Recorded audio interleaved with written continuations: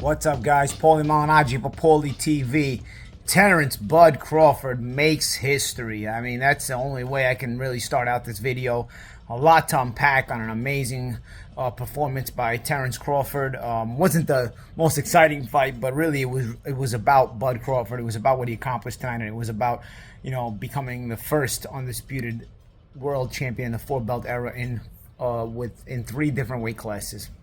Really, and the way he did it, and you know, the class that he showed all throughout the preparation, and just flawless. I mean, Terence Crawford has had an amazing career against a lot of very good fighters and world-class fighters, and honestly has barely lost a round. When you look back at Bud Crawford's career, there is something really special.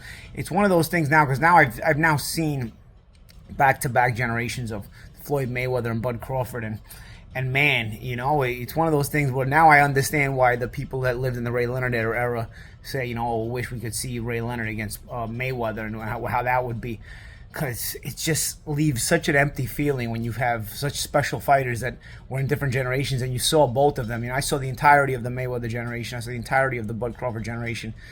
Just incredible, really incredible. And I know Mayweather gets a lot of hate, but for me, he's a tremendous fighter. And Terence Bud Crawford is in that realm as well. And it's a fight we'll never get to see. So what are we gonna do? You know, it'll be up to the fantasy fights. You know, but let's get into it, man. I want to get into the undercard as well and some of my thoughts on the Netflix show. But let's get into the main event first. Crawford really boxed very well, very intelligently. The question mark was what happens when Crawford gets hit cleanly. I'm not sure he got hit cleanly at the whole fight. You know, he got hit with some partial shots. Some shots landed cleanly, but by the time Canelo started landing anything cleanly, I think he was hesitant because he was getting countered so much that he was taking some of the steam off the shots in order to hope to be more accurate. Because even late in the fight, there were a couple of shots that Canelo landed, but they barely moved Crawford. You know, there were some good body shots Canelo was throwing, but Crawford started countering those very well. I think the key point started coming once after the first round. Crawford shifted a lot and moved a lot. I wanted to just kind of see where Canelo's power was at. He caught a couple of shots on the gloves, and I think there came a point in the first 1 or 2 rounds where Crawford said, this guy's not as strong as I thought, because you started seeing Crawford hold his ground more and more, and you started seeing Crawford, you know, doing a lot of catching and shooting. And in order to do a lot of catching and shooting, you got to be willing to take the shot, even if you're going to block it. If a guy's a big puncher, even blocking it can be uncomfortable. And Crawford started getting comfortable catching and shooting, especially when Canelo tried to go to the body. Crawford was catching the shots and coming back with the counters. Sharp shots. Crawford never loaded up, but he was sharp the whole night. Sharp with the jab, sharp with the counters, some well-placed body shots as well. Canelo landed here and there. I thought Canelo got really frustrated. I felt that headbutt was a little bit more than accidental, to tell you the truth. When he cut Crawford, I thought that was a little bit more of frustration, because the headbutt may have been accidental, but then you saw Canelo kind of dig his head in Crawford's face. So I thought there was some frustration from Canelo's perspective, because he ran out of answers. I will say this, okay? I will say this. Anytime Canelo has been down in his career, he has not shown an ability to both make an adjustment nor go for it and put his balls on the line. Not saying he's got no heart. Obviously, Canelo's been a very good fighter. I'm just saying there's a reason why the Mexican greats all have criticism for this guy. You know, Marquez, Morales, Barrera, and he's done disrespectful things to them, like not getting, like, block their credentials from his fights and things of that nature, not let them cover fights. This is what they're talking about, dude. Every time this guy is behind, every time this guy needs to put his balls on the line, he just cruises to a decision loss and is content to do it. And then afterwards says, Viva Mexico, Mexico Cabrones, and his groupies just appease him and clap. These guys come from a different cloth. You know, the Mexican machismo of the old school greats in Mexican boxing is a different level. Not everyone is expected to live up to it, but the Mexican fighters themselves that did live up to it, they expect the new ones to live up to it. So when they don't, naturally they're going to express that. And of course, there's been some criticism from those kind of guys. And I'm not saying Canelo hasn't done some really good things, guys. It's not that. You can criticize a guy and still say he's been a good fighter and all this other stuff. But I think tonight, once again, showed his character. And you can tell me, oh, it's a 35-year-old Canelo and all this other stuff. Okay, first of all, Crawford's older. Second of all, Canelo has been the one fighting mediocre opposition and choosing to do that the last few years, okay? Since the Bivol fight, he really hasn't taken on the best guys at his weight class. So for me, like I said, I've been saying he was only champion for this long at 168 because he was able to pick and choose who he wanted to defend against. And he didn't defend against terrible fighters. I mean, not everybody was, you know, a completely appalling opponent, you know? Like, Jaime Munguia was a solid defense. He wasn't the best guy, you know. Certainly the champion shouldn't be avoiding the best guys, or at least not for as long as he avoided Benavidez. But in reality, Munguia was a respectable defense. But, you know, you got your John Ryders, solid defense, but they were better. You got your Edgar Berlanga, decent defense, but again, they were better. You're nitpicking opponents. Crawford, on the other hand, he wasn't fighting often, but he was defending against Errol Spence. Then he went up to fight Madrimov. And I did tell you, I got flagged, but I did tell you, Madrimov was going to be a more difficult fight for Crawford than was Canelo. Everybody gave me flack. Everybody gave me this. Listen, guys, you can see when a guy's diminished, okay?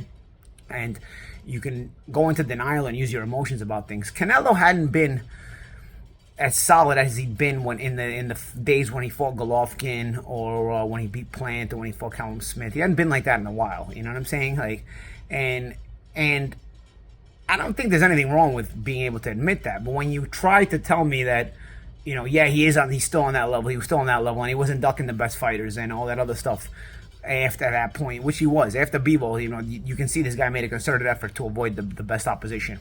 And he did. He did avoid the best opposition after the Bivol fight. You know, like I said, respectable or solid opponents, but not the best opposition. This was sort of that kind of fight where it would be in between. It was the best opposition, but it was enough weight classes below to where the risk could be calculated enough. And the reward, of course, was massive. You know, you have Turki Al-Rashid given big money, the profile of the big event, Netflix, Allegiant Stadium, so on and so forth. So, you know, calculated risk. You know, for me, Canelo's been a tremendous businessman. So the calculated risk was worth it, because also you have a smaller guy who you may be able to hurt, and Canelo has dealt with smaller guys before, like Amir Khan, Josecito Lopez, and guys of that nature. So he knows he can have that advantage against those kind of guys and beat them if he plays his cards right. This guy wasn't going to let him. This guy is one of the greats. This guy is in the GOAT conversation. Crawford takes the undisputed title in the super middleweight division after being undisputed in 140 and 147 pounds. I wouldn't even think this is possible, dude, unless I saw this with my own eyes. I watched this guy. Like, it really, we should feel privileged to have witnessed this guy's career, because, you know, we watched this guy unify the belts at 140, then unify the belts at 147, and then unify the belts at 168 tonight. I mean, I don't think that could ever happen again. And honestly, we live in an amazing generation, because you beat the guy who has the undisputed title at 168, and after you went up 3 weight classes, 2 if you count the one fight he had at 154. And then with Usyk, you have also a great guy in this generation who went from cruiserweight and beat a humongous heavyweight. I mean, huge Tyson Fury. He's huge in comparison to being a cruiserweight. So these two guys did something pretty rather amazing, you know, and we got to witness them both in the same generation. I think that is you know, kind of a privilege on our part. You know, I know everybody's in love with their nostalgia of the old days and the old fighters and whatnot, but really, what we've seen, we've really got to appreciate it. You know, sometimes people like to push their generation, like, you know, like I know, like for example, basketball fans, the whole LeBron conversation against the Jordan guys. I'm a Michael Jordan guy all day, but you know, everybody wants to really believe that their generation has the guys that match up to the old days. But in boxing, typically, we see that the new guys never get the credit of the old guys. No matter what, any boxing fans, pundits, or even new boxing fans, they say, no, the old guys are the best, and these guys may be able to be in the conversation, but definitely not better than them. Dude, you got to make at least a conversation point to talk about Usyk and Crawford being GOAT status. You know, like, I'm not telling you got to make them GOAT status, but, bro, you know what? You gotta at least have that conversation. They've been that good, and we've gotten to witness them to be that good, and that's I think that's something amazing. I mean, from my end, you know, to have seen them both do this, and what I saw tonight, Crawford do. It wasn't even the best fight, but it wasn't even about being the best fight. It was just about witnessing, just sitting back and being like, wow, this guy's good. I mean, he treated this guy like a sparring partner at the end of the day. At the end of the day, in the moment, we were all into it because, you know, it's live, it's really keeping us on the edge of our seats. Like, oh, what's gonna happen? Canelo hurt him, you know. Crawford's doing good, but you know he's small. What if he gets caught? You're on the edge of your seat. But when the fight's over, you look back. If I watch this fight again, it's a sparring session, guys. He made the guy look like a sparring partner. He beat him easy. I mean, and that is, you know, that is something even I didn't expect because of the big weight jump. You know, I know I was picking Crawford, but even I didn't expect it to look as easy as it did. Ultimately, in hindsight, this fight was an easy performance. And it's, once again, if you look at the scope of Crawford's career, he's made every world-class fighter look like easy work. It's really been something special to watch, to achieve. And you know, he fights out of two stances, honestly. He's barely had to switch to the right-handed stance in forever, honestly. He's basically pretty much just a southpaw now. Even though he's better than most guys at his right-handed stance. If you think about it, that's how good this guy is. His backup stance at this point is his right-handed stance. He could probably beat most guys at his right-handed stance, and he never uses it. That's his backup stance. That's how good he is. I mean, just, I don't know. I can't say enough good things about what he's done, and also his attachment with Bomac. You know, having been with him since the amateurs, a great ride together. You know, this is the kind of thing where, you know, you can make a movie about these guys one day, man. You know, they've been together since Bud was a kid. You know, highs and lows in the amateurs. Bud was a really good, excellent amateur, but he didn't make the Olympics, and then the pro career just took off stellar. I mean, and obviously coming up from where Bud came up, he got shot early in his career. You know, that could have went. Everything could have turned Ari after that. Instead, you know, he really has become an example both in and out of the ring. You know, a lot of people look up to him.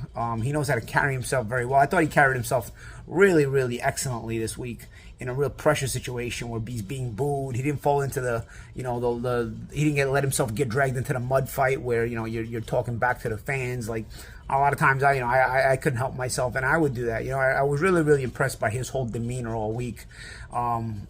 Sometimes some of the guys were saying, oh, he looks too happy to be there, he's not going to be focused. Nah, Bud is mean as they come in the ring, bro. I mean, and he showed it. His game face is like almost like no one you've seen, you know. Like I said, I've seen the whole Mayweather generation, I've seen the Bud generation, and I feel really privileged to have watched these two guys have really performed in the way they did, and also, you know, note for Usyk too. He's done amazing things too. I feel like, you know, when I talk about those guys, it's just, yeah, I don't know. I can't say enough, man. But a really good performance, excellent performance by Bud. Made it look easy, and deserves all the credit in the world. As far as let's talk a little bit about the undercard. Lester Martinez and Mbili. Now I'm going to complain a little bit about the way this thing set up here at Netflix. First off, number one, something we talked about at ProBox TV. The Riyadh season undercards used to be 4 or 5 world championship fights, okay? And you want to show your best if it's Netflix, it's free TV. You want to put on your best. You want to show up and show out. This undercard didn't match up a lot of the Riyadh season undercards, you know? We've had several world championship fights on Riyadh season undercards, you know? I wasn't asking for 8 world championship fights like we've done in the past, because Riyadh season was on in the afternoon in the U.S. When they were in the Middle East. But I wasn't complaining about this undercard. But then I saw what they showed and what they left off TV, and it's like, it's mind-boggling, bro. It's mind-boggling, all right? You left off the upset Brandon Adams had over Sergey Bohachuk, which for me blew me away, because Bohachuk was beating Adams pretty easily until he got caught last time. And so I thought Bohachuk was one of the best guys at the weight class, and he was going to run through Adams, even though Adams was solid.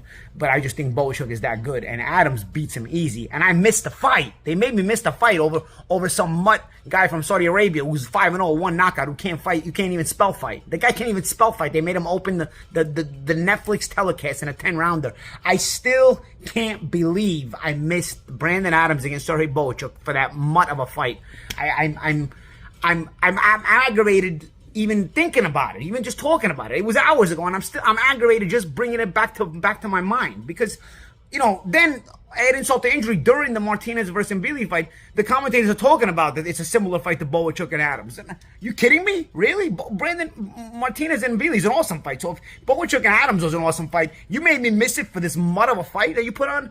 I mean, absolutely amateur hour, dude, as far as that's concerned. Another thing about amateur hour, the production. Every fight goes a distance, so you still have to fill between fights. Bro, filling between fights, filling time between fights happens when there's early knockouts. I've worked on major TV, obviously. I've worked at Showtime. You have to fill time when there's a quick knockout. The knockouts are too quick, so you got to fill time. You got to interview somebody. You got to talk to somebody. These guys were filling time. Every fight was going a distance. These guys were still filling time. By the time the main event went on the air, bro, it was almost 1 a.m. on the East Coast. when I was at Showtime, we were very, very cognizant. First of all, the production was flawless at Showtime, man. Good ending or bad ending with my relationship with them. The production was amazing when I was there. They handled everything pristine. But they were always cognizant when we were on the West Coast of the East Coast time. You didn't want to get started on the East Coast too late and lose viewers or people fall asleep. You want to be cognizant of the views of the entire country. These guys started the main event at 1 a.m. By the time it's over, it's 2 a.m. It's 2 a.m., dude. You could have avoided that easily. Like I said, first off, you could have just got rid of the first 10 rounds. That was garbage, all right? But say you're going to put that on. You're going to make me miss Adams and Bochuk. You're going to put that on, right? Say you're going to do that. Make it an 8-rounder and make him Billy Martinez in a 12-rounder, the way it's supposed to be. Because maybe you would have got a real winner if those guys fight in 12-rounder. To separate guys of that world-class level, there's a reason fights of that world-class level are supposed to be 12 rounds. You don't make those fights 10 rounds so you could put some mutt who's never going to be champion anyway and showcase him in the opening bout of your pay-per-view.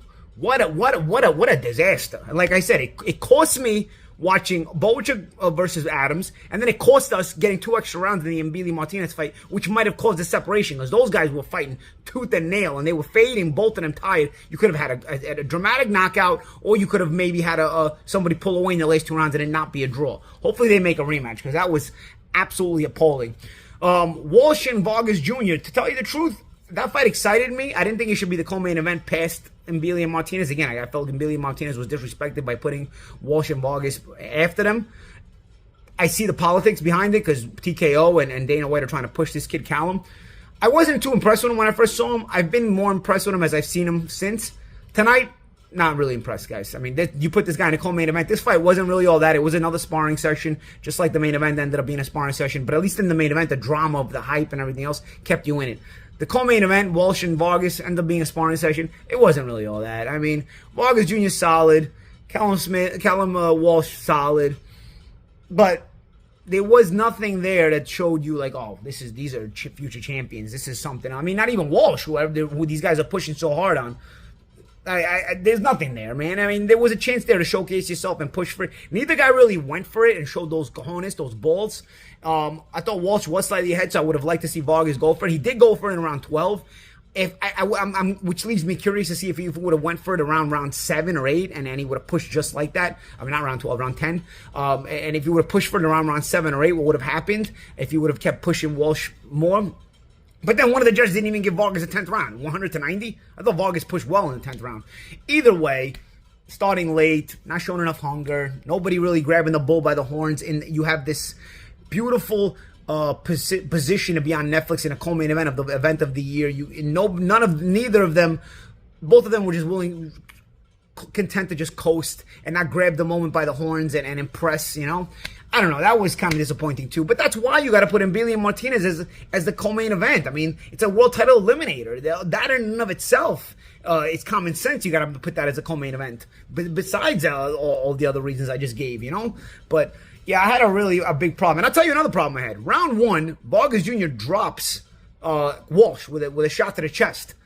I don't know if that's a knockdown or if their feet were tangled because they showed no replay between rounds. How do you not show the replay of that alleged or not alleged knockdown? I still don't know if that was a real knockdown or not. I still don't know if Vargas Jr. was wrongfully not credited with a knockdown or if that was the feet getting tangled. I don't know because they didn't show a replay.